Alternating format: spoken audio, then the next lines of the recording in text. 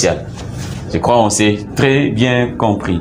Alors, comment est-ce que, avec quel principe nous allons déterminer les efforts dans le bar de ces systèmes? Alors, des systèmes comme ça qui subissent des contraintes avant l'application de charge. Alors, je suppose, et là, nous sommes dans la résolution maintenant. Je suppose que cette barre subit une force X. La force initiale, bien sûr, dans cette barre, la force qui crée la compression, les contraintes de compression dans cette barre, a comme valeur X.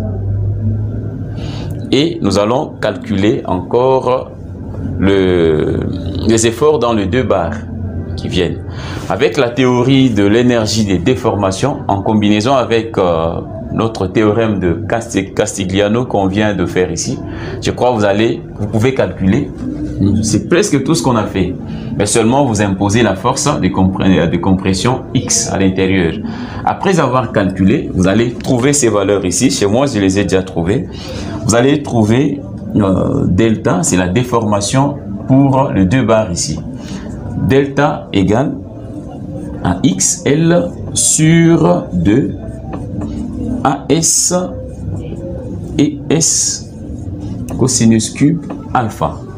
Là, c'est la déformation pour les deux barres, qui sont là, inclinées bien sûr.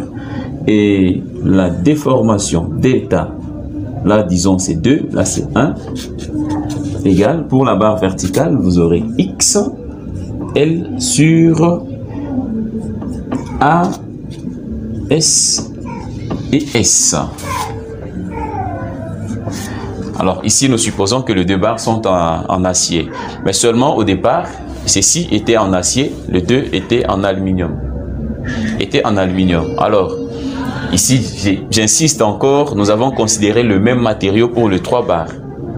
Le même matériau, c'est l'acier. C'est pourquoi nous avons mis AS, dans la section de l'acier, le module de l'élasticité de l'acier. La même chose encore de l'autre côté.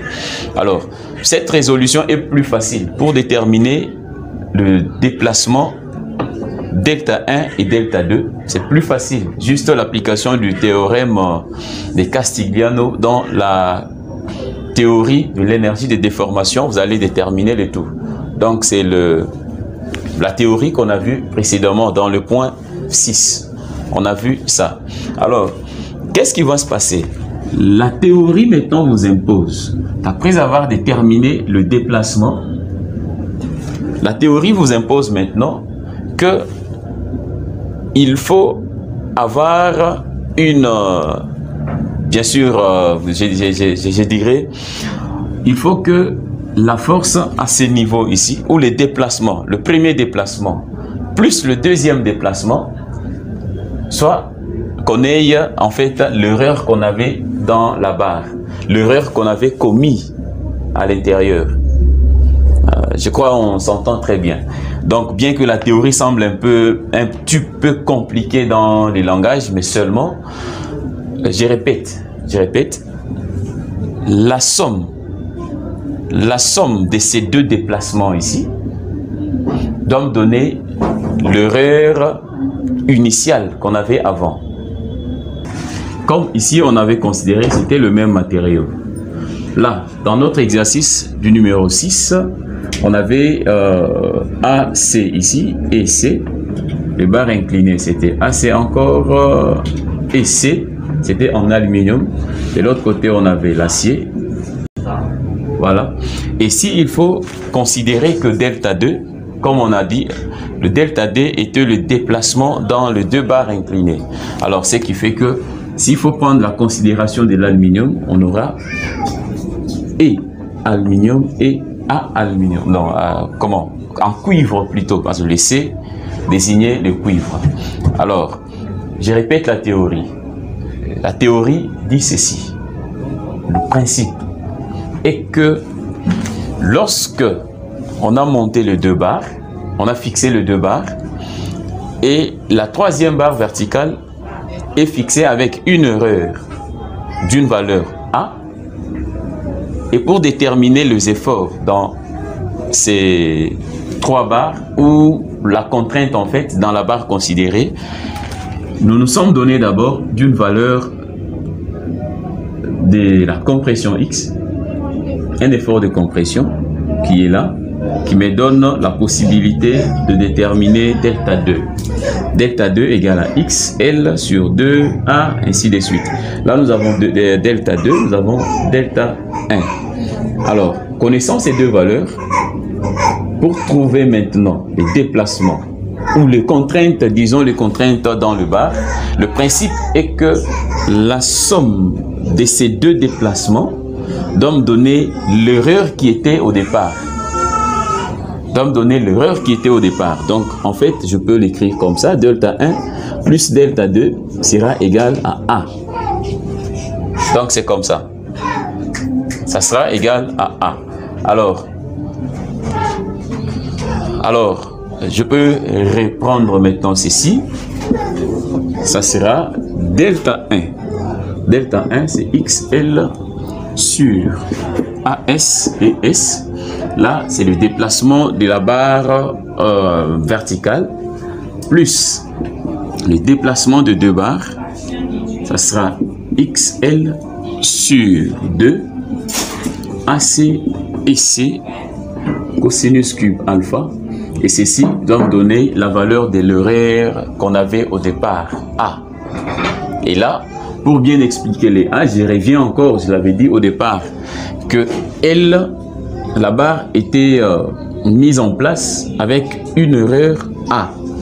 Comme l'exemple qu'on avait, la barre, selon les calculs, la barre devrait donner 3 mètres, mais dans le montage, on amène une erreur absolue, bien sûr, de 10 cm. Donc, cette erreur est appelée A. Et lorsque vous faites les calculs des efforts intérieurs de ces barres, X qui était comme effort intérieur choisi dans la barre verticale, la déformation pour la barre verticale plus la déformation des autres barres sera égale à l'erreur A. Alors, ce qui va faire que si vous faites la démonstration de toutes ces formules et vous allez tirer la valeur de X, je vous épargne de la démonstration. X sera égal, c'est une valeur que j'ai déjà trouvée, X sera égal à AS et S divisé par L, 1 plus AS et S sur 2 AC et C cosinus cube alpha. Voilà, là vous avez l'effort dans la barre verticale. Vous aurez l'effort dans la barre verticale. Je crois que vous allez comprendre très bien que le principe est plus simple à respecter. Donc vous avez les deux déformations, les deux déplacements, vous les additionnez et ces deux déplacements sera égalisé à l'erreur initiale qu'on avait. Une fois vous avez cette relation ici, tirez la valeur de X, c'est la mathématique pure et simple que vous pouvez faire. Vous tirez la valeur de X, la valeur de X ça sera la valeur, aura la formule qui est démontrée là-bas. Vous pouvez démontrer et sans problème. Alors une fois vous avez déterminé l'effort intérieur X dans la barre, je crois que vous pouvez calculer maintenant la contrainte dans cette barre sans problème. Et cette contrainte sera la contrainte initiale. Donc cette contrainte, je crois, vous aurez, du fait que nous avons la barre verticale qui est constituée de l'acier, cette contrainte initiale, que j'appelle sigma I, ne sera rien d'autre que la force divisée par la section. Ça sera comme ça. Là, c'est la contrainte initiale dans la barre verticale. Parce que X était la force dans la barre verticale en acier.